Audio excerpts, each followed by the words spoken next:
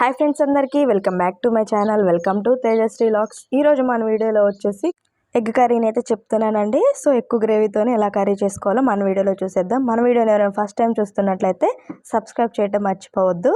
దీనికోసం ముందు ఒక ప్యాన్ పెట్టుకొని దాంట్లోనే 2 స్పూన్ల వరకు ఆయిల్ అయితే యాడ్ చేసుకోవాలి. ఆయిల్ బాగా హీట్ అయిన తర్వాత 1 స్పూన్ వరకు పసుపును అయితే యాడ్ చేసుకొని బాగా మిక్స్ చేసుకోవాలండి.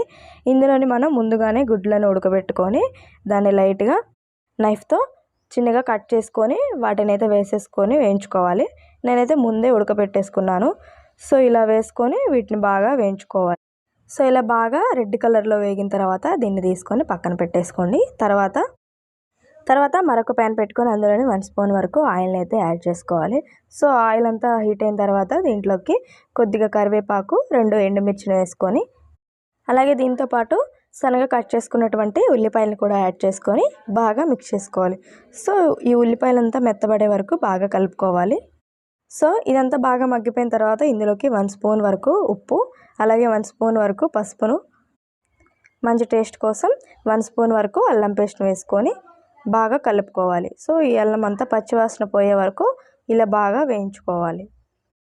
ఇలా బాగా వేగిన తర్వాత ఇందులోకి 1 కప్పు వరకు టమాటో పేస్ట్ని అయితే వేసుకోవాలండి. నేను టమాటోస్ ముక్కలు కాకుండా దీన్ని మంచిగా పేస్ట్ చేసుకొని వేసుకున్నాను.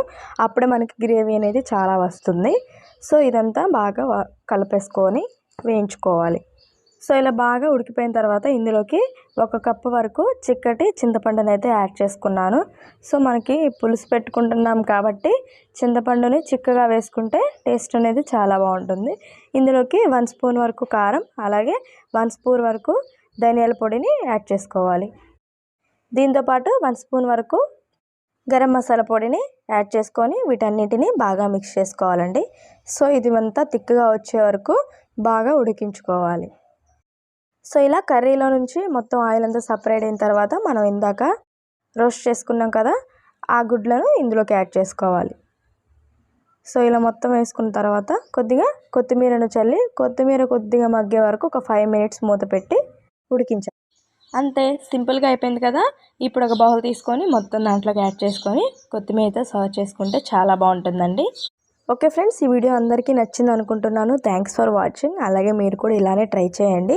నేను చూపించిన విధంగా సేమ్ ఇంగ్రీడియంట్స్ అలాగే సేమ్ కొలతలతోని ఇలా చేస్తే చాలా గ్రేవీతో వచ్చే కర్రీ అయితే రెడీ అయిపోతుందండి. సో మీరు కూడా ఇలా ట్రై చేయండి. ఓకే ఫ్రెండ్స్, మన వీడియోని ఏమైనా ఫస్ట్ టైం చూస్తున్నట్లయితే సబ్స్క్రైబ్ చేయడం మర్చిపోవద్దు. నేను పెట్టే మరిన్ని వీడియోలు మీకు నోటిఫికేషన్ ద్వారా వస్తాయి. Thank you friends.